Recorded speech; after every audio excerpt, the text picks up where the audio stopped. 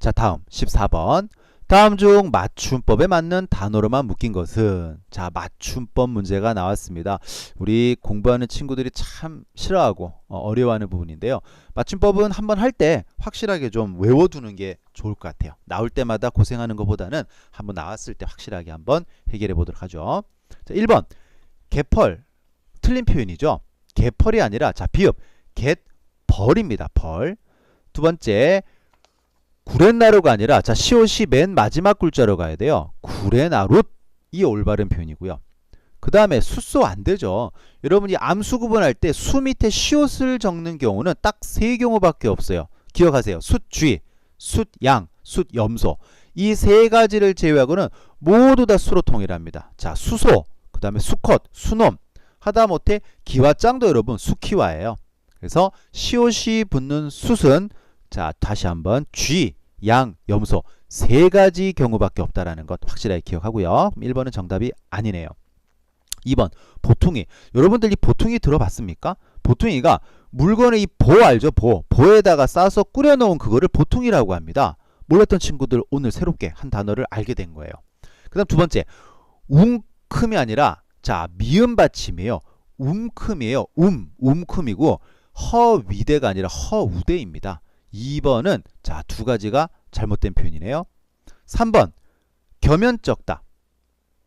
쑥스럽거나 미안해하여 어색하다라는 표현. 자, 이거 올바른 표현이고요.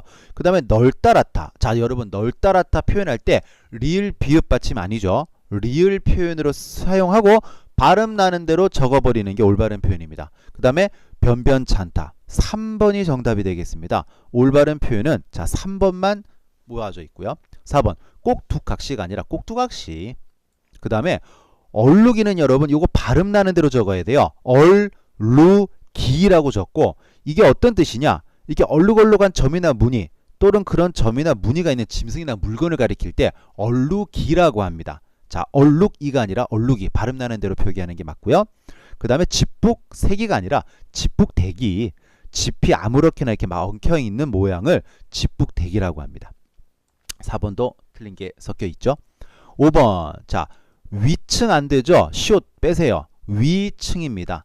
자, 왜 윗이 안 되느냐?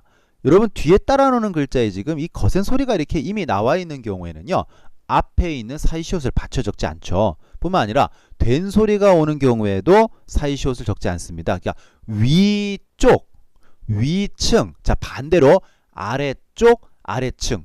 뒤꿈치 같은 경우도 그래요. 뒤에 쌍기역이 따라 나오죠. 그러니까 뒷꿈치 할 때 시옷을 붙이지 않고 그냥 뒤꿈치라고 적는 게 올바른 표현입니다.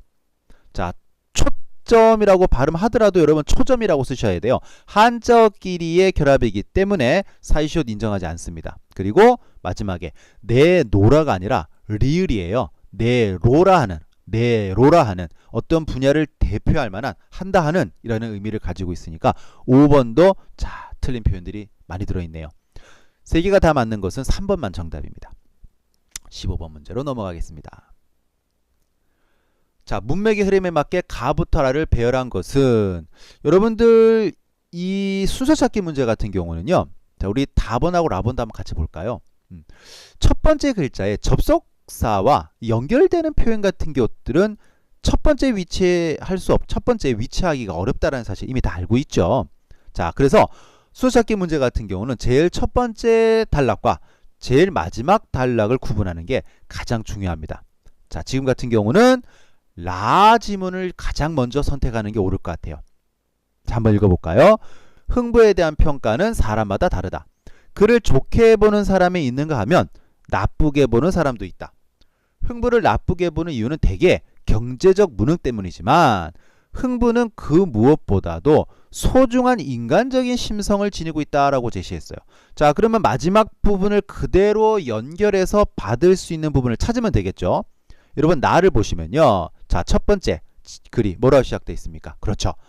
인간적인 심성이란 인간을 긍정하고 신뢰하며 인간을 무엇보다 소중한 존재로 여기는 것을 말한다. 인간을 그가 지닌 물질이나 그가 놓인 환경을 기준으로 판단하지 않고 인간을 차별 없이 사랑하며 서로 존중하려는 마음씨가 바로 뭐다? 인간적인 심성이다 라고 마무리가 되었어요. 자, 그럼 그 다음은 무엇으로 딱 받아주는 게 좋을까요? 그렇죠. 서로 존중하려는 마음씨. 이것이 바로 인간적인 심상이라고 나와 있으니까 이 부분을 바로 받아쳐주는 답번이 되겠네요. 자, 이와 같은 마음씨가 흥부에게서는 사람에 대한 사랑에서 발견이 된다. 그는 사랑하는 가족의 생계를 위하여 매품을 팔러 간다. 돈을 받고 대신 매를 맞으러 가는 그런 게 있었어요. 예전에는. 또 자기 가족을 쫓아낸 놀부를 미워하지 않고 놀부가 패가 망신하자 자기 집으로 공손히 모시죠. 자, 그리고 마지막 마무리. 간혹 흥부에게서 다소 부정적인 면이 있다 하더라도, 예를 들어서 경제적인 무능함 같은 것들, 자, 그렇더라도 우리는 그것을 들추기보다는 그의 인간적인 심성, 앞에 나왔던 인간적인 심성을 본받는 일에 더욱 집중해야 할 것이다. 인간적인 심성이야말로 돈과 물질을 우선시하는 오늘날의 가치 전도 현상을 치유할 수 있기 때문이다. 자, 그러면은 우리가 방금 봤었던 요 순서대로 전개되어 있는 지문이 몇 번 있을까요? 4번이 정답이 되네요. 자, 제일 첫 번째가 라, 그리고 나, 다, 가의 순서로 제시되어 있는 몇 번? 4번이 정답이 되겠습니다. 다음 문제. 16번 문제. 다음 보기에 제시된 단어의 밑줄 친 부분과 동일한 의미로 사용된 것은, 자, 여러분 접두사 한의 쓰임이 여러 가지가 있습니다. 지금 여러분이 보고 있는 1번부터 5번까지도 세 가지 의미로 지금 나누어져 있는데요. 선생님이 마음이 약해가지고 접두사 한의 사전적 의미를 살짝 표시를 했어요. 보고 한번 찾아보라고요. 자, 지금 한시름, 자, 한시름 놓았다라고 할 때 이 한시름의 한은 접두사 한으로서 큰의 의미를 더해주고 있어요. 그러니까 큰 시름 놓았다라는 겁니다. 1, 2, 3, 4, 5 중에서 큰이라는 의미로 사용되는 접두사 한이 사용된 게 또 뭐가 있을까요? 1번 한길, 2번 한잠, 3번 한여름, 4번 한복판, 5번 한패. 몇 번인지 아시겠어요? 네, 1번입니다. 1번에 한길의 한이 큰의 의미를 가지고 있는 접두사예요. 그럼 무슨 길이에요? 그렇죠, 큰 길이죠, 큰 길. 자, 그리고 여러분들 2번, 3번, 4번이 같은 의미를 가진 접두사 한이에요. 자, 어떤 의미냐? 한잠, 한여름, 한복판은요, 정확한 한창인이라는 뜻을 가진 접두사예요. 예를 들면 한여름, 한낮, 한밤중, 한복판, 한잠 같은 것들이 같은 의미로 묶이는 접두사 한이고요. 그 다음에 이제 5번의 한패 같은 경우는 여러분 한번 생각해 보세요. 한패, 한마을, 한집안, 무슨 뜻일까요? 그렇죠, 같은이라는 의미를 가진 거예요. 그렇죠, 한패, 같은 패. 그 다음에 한가족, 한마을, 같은 가족, 같은 마을이라는 뜻을 가진 접두사가 되겠습니다. 자, 그래서 지금 큰이라는 의미를 가진 접두사는 몇 번만? 1번만 정답이 될 수 있겠네요. 정답은 1번입니다. 17번. 자, 다음에 정치가가 범하고 있는 논리적 오류. 자, 오류 문제가 출제가 되었는데요. 그렇게 어렵게는 출제 안 했습니다. 지문을 정확하게 분석하면은 문제 없이 풀 수 있게 정리를 했으니까 같이 한번 읽어보도록 하죠. 19세기에 영국의 한 정치가는 착실하고 부지런한 농부는, 자, 착실하고 부지런한 농부는 모두 적어도 한두 마리의 젖소를 가지고 있대요. 부지런한 농부는 다 젖소를 가지고 있대요. 대신 젖소를 못 가진 농부는 게으르고 언제나 술에 취해 있는 게 보통이었대요. 그래서 이 정치가가 무엇을 했느냐? 게으른 농부들을 부지런하게 만들기 위해서, 게으른 농부를 부지런하게 만들기 위해서 그들에게 젖소를 한 마리씩 주자라고 제안했습니다. 자, 여러분들, 이 착실하고 부지런한 농부가 어떻게 해서 젖소를 한두 마리 가지고 있었을까요? 그렇죠, 열심히 일했으니까, 부지런하고 착실했으니까 그 결과로 젖소를 한두 마리 소유했겠죠. 그럼 게으른 사람들은 말 그대로 착실하지 못했으니까 소가 없었을 거예요. 그런데 이 정치가가 이 원인과 결과를 지금 혼동한 것 같아요. 게으른 농부를 부지런하기 위해서 젖소를 한두 마리 주면은 이 사람들이 착실하고 부지런한 농부가 될 거다라고 착각을 한 것 같습니다. 자, 선택지 한번 확인해 볼까요? 1번, 특수한 사례를 일반화하여 전체에 적용하고 있다. 성급한 일반화의 오류를 얘기하고 있는데 앞에 있었던 내용은 성급한 일반화 오류하고는 관계가 없고요. 2번, 원인이 되는 사실과 결과가 되는 사실을 혼동하고 있다. 자, 요거입니다. 원인이 되는 사실과 결과가 되는 사실을 뭐하고 있어? 혼동하고 있죠. 그래서 지금 소를 한두 마리 주면은 게을렀던 사람들이 뭐 할 거다? 부지런해질 거다라고 지금 이 정치가가 착각을 하고 있습니다. 자, 원인과 결과, 인과 혼동의 오류, 2번이 정답이 될 수 있겠네요. 3번, 모든 것을 두 가지로만 나누어 반드시 어느 한쪽을 택하도록 강요한다. 요거 흑백 논리의 오류. 4번. 지엽적인 공통점을 바탕으로 두 대상을 유추하고 있다. 여러분 이 유추라는 것은 유비추리의 줄임말이죠. 그런데 지엽적인 공통점이라 그랬어요. 지엽적이라는 것은 여러분 가지와 이파리라는 뜻으로 그렇게 중요하지 않는 부분이에요. 그러니까 별로 중요하지 않은 공통점을 막 비교해 가지고 두 대상이 서로 관계에 있는 것처럼 추리해 나가고 있는 거. 요거 유추의 오류입니다. 4번. 논점과 관계없는 이야기를 제시하여 사건의 본질을 흐리고 있다. 논점 일탈의 오류. 우리 일상생활에서 많이 볼 수 있는 오류죠. 자, 정확하게 제시한 것은 몇 번? 2번이 정답입니다. 18번 문제. 선생님 무슨 이런 문제가 다 있어요? 예, 종종 출제가 됩니다. 단위명사 물어보는 문제예요. 지금 같은 경우는 해산물을 헤아리는 단위명사만 찾으라고 지금 문제를 출제했는데요. 어떤 문제에서는 여러분 단위명사 가지고 있는 의미뿐만이 아니라 개수까지도 정확하게 파악하라라는 문제가 있어요. 예를 들어서 바늘 한 쌈 같은 경우 지금 4번에 나와 있죠. 쌈 같은 경우는 바늘 24개. 그래서 나와 있는 단위명사의 총 개수를 물어보는 문제도 있습니다. 재밌는 문제인데요. 오늘은 간단하게 해산물을 가리키는 단위명사 한번 찾아보도록 하죠. 1번. 두름. 물고기를 한 줄에 10마리씩 두 줄로 엮어서 20마리를 세는 단위예요. 물고기, 해산물 맞네요. 자, 그런데 접은 과일이나 채소에 100개를 이르는 말입니다. 자, 두름은 해산물이 맞았는데 접이 아니네요. 2번 재. 자, 여러분 재 들어봤습니까? 나 요새 몸이 허약한 것 같아. 보약 한 재 먹어야 될 것 같아. 그렇죠. 여러분 한약방에 가면은 하얀색 이렇게 네모로 접어 놓은 거 보셨습니까? 요게 한 첩이에요. 그래서 보약을 20첩을 합하면 한 재가 나오게 됩니다. 자, 그래서 재는 보약 20첩이에요. 한약 20첩. 그러면 요거는 집을 세는 단위명사도 되고요. 이불을 세는 단위명사도 됩니다. 또는 인삼 알죠? 여러분 인삼을 100근을 묶어서 채라고도 합니다. 해산물하고는 관계가 없어요. 3번 축. 요거 말린 오징어 한 축은 20마리입니다. 해산물 되죠? 말린 오징어 한 축 20마리. 죽이 안 됩니다. 죽은 옷 또는 그릇 따위에 10벌을 죽이라고 표현합니다. 4번에 모. 모는 여러분 많이 들어봤죠. 모는 무기나 그리고 두부처럼 이렇게 모가 난 대상. 이거는 단위명사가 해산물이 아니니까 여러분들 미안합니다. 그 다음에 쌈은 아까도 얘기했죠. 바늘을 세는 단위명사예요. 24개. 자, 여러분 모는 해산물이 아닙니다. 그 다음에 5번 쾌 나왔네요. 뭡니까? 북어 20마리를 한 묶음으로 해서 세는 단위. 북어 20마리. 그리고 김 알죠 여러분? 김을 100장씩 한 묶음으로 묶어놓은 덩이를 톳이라고 합니다. 자, 그래서 결과적으로 해산물만 묶여있는 단위명사는 몇 번이다? 5번이 정답이 되겠습니다. 19번 띄어쓰기. 올바르지 않은 것은 띄어쓰기 물어보는 문제는 여러분 3개예요. 이게 기억하기가 좀 어려운데 사실 3개 말고는 띄어쓰기 문제는 물어볼 게 없습니다. 첫 번째, 단어와 단어는 띄어쓴다. 기본적으로 모든 단어와 단어는 띄어쓴다. 두 번째, 의존명사는 띄어쓴다. 세 번째, 조사는 앞말에 붙여쓴다. 근데 이 띄어쓰기 문제가 왜 어렵느냐? 학생들이 의존명사 구분을 잘 못해요. 그리고 이 조사하고 의존명사가 또 모양이 똑같은 게 있거든요. 그래서 많이 헷갈려 하는데 일단 나와 있는 5개를 정확하게 한번 파악하는 것부터 시작해 보도록 하죠. 1번, 뜻한 바가 있었다. 자, 뜻한 바에서 문제가 되는 키포인트는 이 부분이죠. 뜻한과 바를 띄어쓰는 게 옳으냐? 어때요? 맞습니까?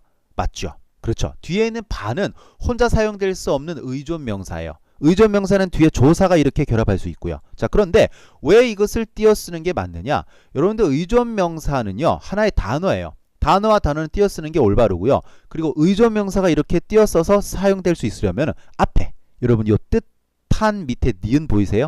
요 니은 또는 리을 또는 는 또는 던. 자, 다시 한번 니은, 리을, 는, 던처럼 관형사형 어미가 있어야 돼요. 이 관형사형 어미가 있어줘야 띄어쓰기를 하고 뒤에 의존명사가 위치할 수 있습니다. 자, 1번은 맞는 표현이니까 답하고는 관계가 없겠습니다. 2번, 더 이상 도망칠 데가 없었다. 여러분들 방금 선생님이 이야기했던 도망칠 띄고 의존명사 대, 바로 이거예요. 자, 도망치다 밑에 뭐 붙어 있습니까? 리을, 관형사형이 붙어 있죠. 그러면 띄어쓰고 의존명사 대, 어떤 장소, 뭐뭐하는 곳을 나타내는 의존명사예요. 띄어쓰기 올바로 잘 사용되었고요. 3번, 그럴 만한 이유가 있었다. 자, 여기는 만도 의존명사예요.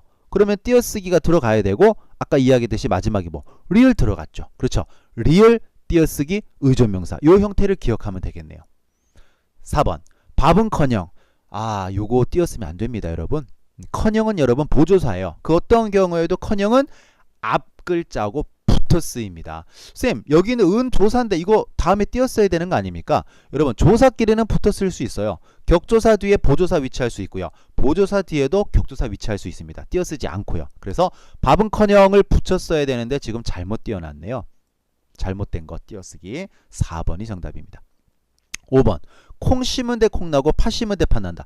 여기가 포인트네요. 자, 대, 아까 장소를 나타내는 의존명사였죠. 자, 띄어쓰기 들어가고 앞에 뭐 있어요? 그렇죠. 니은, 니을, 는, 던. 관형사형 어미가 이렇게 위치해 있으면 뭐 할 수 있다? 띄어쓸 수 있다라는 것. 자, 다 맞는데 틀린 것은 몇 번이다? 4번이 틀려서 정답입니다. 자, 다음 20번. 다음 글의 전개 순서로 가장 적절한 것은, 앞에도 전개 순서가 한번 나왔었는데요. 자, 두 번째 전개 순서입니다. 한눈에 딱 보이는 문제이네요. 여러분들 또한, 그리고 이런 것들은 자, 첫 번째 위치할 수 없는 지문이라는 거 다 알고 있죠. 자, 그래서 니은하고 리을을 위주로 해서 한번 글을 완성해 보도록 하겠습니다. 자, 첫 번째, 니은.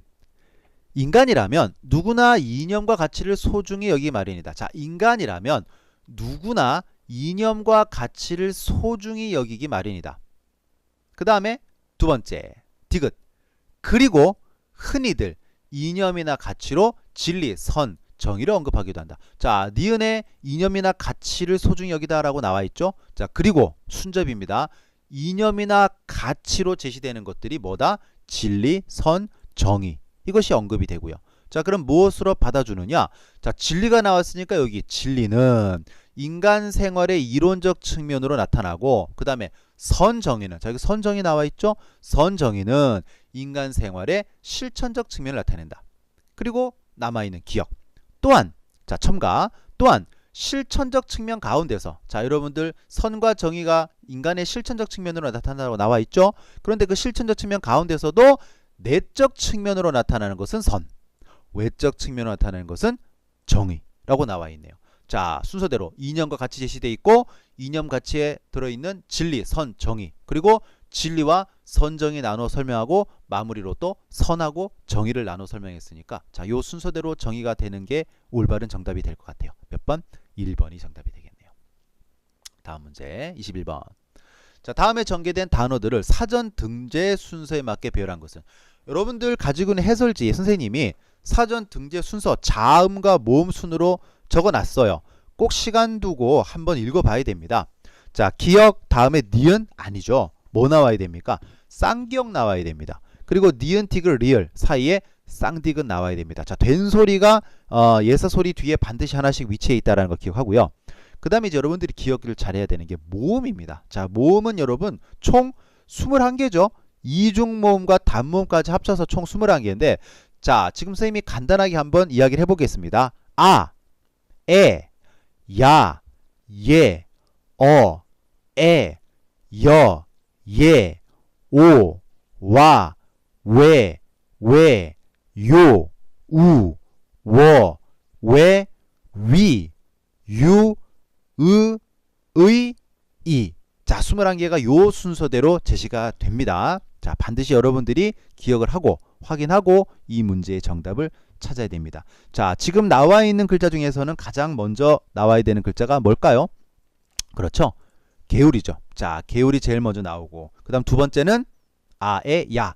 자, 기억, 갸름하다. 그 다음에는 어로 들어가니까 개가 나와야겠고요. 그 다음에는 된 소리 먼저 들어가면 안 되죠. 그렇죠. 자, 기억, 겨울 마무리 해주고, 그 다음에 까다, 된 소리. 요 순서대로 되어 있는 것은 몇 번이다? 3번이 정답이 되겠네요. 22번. 밑줄 치말의 문맥적 의미로 올바른 것은, 자, 문맥적 의미. 정보는 사회 간접 자본 지출을 통한 경기 부양 효과를 지나치게 낙관적으로 보고 있대요. 자, 정부는 무엇을 낙관적으로 보고 있다. 낙관이라는 것은 여러분 뭐 좋게 보다라는 그런 의미인데요. 좋게 해석하다. 자, 여기서 보고 있다라는 것은요. 우리가 눈앞에 있는 대상을 그냥 이렇게 딱 본다라는 의미보다는요. 다른 의미로 여러 가지로 사용될 수 있는데, 자, 지금 같은 경우는 관찰, 예언, 간주, 전망, 수반 중에서 무엇이 있을까요? 그렇죠. 앞일을 멀리 내다보는 전망하다라는 의미로 정확하게 사용이 가능할 것 같습니다. 자, 관찰이라는 뜻은 다 알고 있고요. 예언도 여러분 다 알고 있죠. 간주하다라는 게 무슨 뜻일까요? 간주하다는 어떤 상태, 모양, 성질 따위가 그와 같다고 보거나 그렇다고 여기다라는 의미를 가지고 있습니다. 5번에 수반하다. 요 단어 기억 잘 하세요. 자, 수반하다는요. 붙쫓아서 따르다. 어떤 일과 더불어 생기다. 또는 그렇게 되게 하다라는 의미를 가지고 있는 단어입니다. 자, 지금은 낙관적으로 전망하고 있다라고 해석하는 게 정확한 의미로 해석이 가능합니다. 23번 넘어가겠습니다. 자, 밑줄 친 단어와 문맥상 의미가 가장 가까운 게 뭐냐? 여러분들 밑줄 친 의미가 지금 그림자라고 나와 있어요. 굉장히 비유적이고 상징적인 단어이기 때문에 본문을 정확하게 읽어봐야만 의미가 파악이 가능할 겁니다.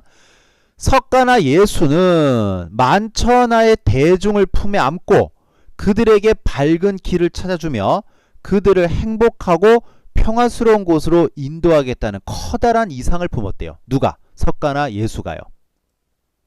그러기에 길지 아니한 삶을 살았음에도, 비록 짧은 삶을 살았음에도 그들의 그림자는 천고에 오랜 세월 동안 사라지지 않는 것이다. 후대의 길이 남게 된다라는 의미 같은데, 여러분들 이 석가하고 예수는 종교의 가장 최고 지도자, 지도자라는 표현이 맞나요? 자, 석가모니는 이제 불교의 창시자이고 예수님은 이제 기독교 천주의 창시자인데, 이 두 분의 그 어떤 말이나 행동이 후대 사람들한테는 굉장히 큰 위로, 도움, 어떤 삶의 지표가 되었겠죠. 그것을 그들의 그림자라고 지금 이야기를 했습니다. 자, 그리고 우리가 이 그림자를 지금 추정하고 있죠. 그렇다면은 그림자는 이 두 분이 남긴 무엇? 그렇죠. 업적으로 해석하는 게 가장 정확할 것 같습니다. 우리가 그분들이 남긴 그림자를 따르다라는 것은 그분들이 남긴 훌륭한 업적을 추종하고 존경하다라는 의미로 해석할 수가 있겠습니다. 다음 24번. 자, 아래 상황에 어울리는 사자성어는 몇 개를 외우는 게 좋을까요, 여러분? 그렇죠. 다다익선입니다. 많이 알고 있으면 많이 알고 있을수록 도움이 돼요. 선생님이 지금 부사관 시험을 준비하면서 학생들한테 이렇게 들리는 기출문제를 들어보니까 우리가 이렇게 어려운 사자성어 수준의 문제는 출제가 안 돼요. 만약에 출제가 된다라면 우리가 일상생활에서 쉽게 접할 수 있는 사자성어 수준인데, 선생님 생각에는 개수를 좀 정확하게 이야기하면 위험할까요? 한 100개에서 150개 정도. 너무 많다고요? 아닙니다.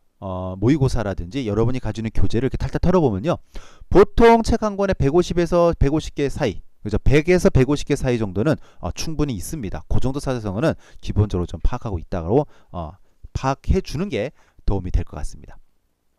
읽어볼게요. 더구나 이날 이때에 이 80전이라는 돈이 그에게 얼마나 유용한지 몰라. 자, 80전이라고 했으니까 화폐 단위가 지금하고 다르죠. 예전이 되겠네요. 컬컬한 목에 모주 한 잔도 적실 수 있거니와 그보다도 앓는 아내에게 설렁탕 한 그릇도 사다 줄 수 있습니다. 여러분, 설렁탕 나왔어요. 이거 뭡니까? 그렇죠. 현진건의 운수 좋은 날. 그의 아내가 기침으로 쿨룩거리기는 벌써 달포 30날이 조금 넘었어요. 조밥도 굶기를 먹다시피 하는 형편이니 물론 약 한 첩 써본 일이 없대요. 얼마나 가난합니까? 아내가 설렁탕 한 그릇을 먹고 싶다고 하는데 그것도 지금 사다 줄 수가 없고요. 아내는 지금 하루 종일 굶고 또 병으로 지금 고생하는데 약도 제대로 써본 적이 없고요. 그러면 지금 우리가 이 상황에서 어울리는 사자성어를 찾으라 하면은 가난과 관계되는 사자성어를 찾아야 되겠죠. 살펴볼까요? 1번 무의도식. 무의도식이 뭡니까? 하는 일 없이 놀고 먹는 거예요. 백수건달들 하는 거 있죠. 무의도식. 두 번째 삼순구식. 삼순구식. 30일 동안 9끼니밖에 먹지 못한다라는 뜻이에요. 자, 30일 동안 9끼니를 먹으면은 거의 굶어 죽기 직전이겠죠. 찢어지게 가난함을 뜻하는 사자성어입니다. 2번이 정답이 되겠네요. 3번 비몽사몽. 완전히 잠이 들지도 않고 완전히 깨어나지도 않은 그런 어렵은 상태. 4번 역지사지. 서로 입장을 바꿔놓고 생각하다. 감탄고토. 달면 삼키고 쓰면 뱉고. 그러니까 자신의 비유에 따라서 사리의 옳고 그름의 판단이 금방금방 달라지는 거예요. 이럴 땐 이러고 저럴 땐 저러고. 자, 그래서 가난과 관계 있는 속담은 2번 삼순구식.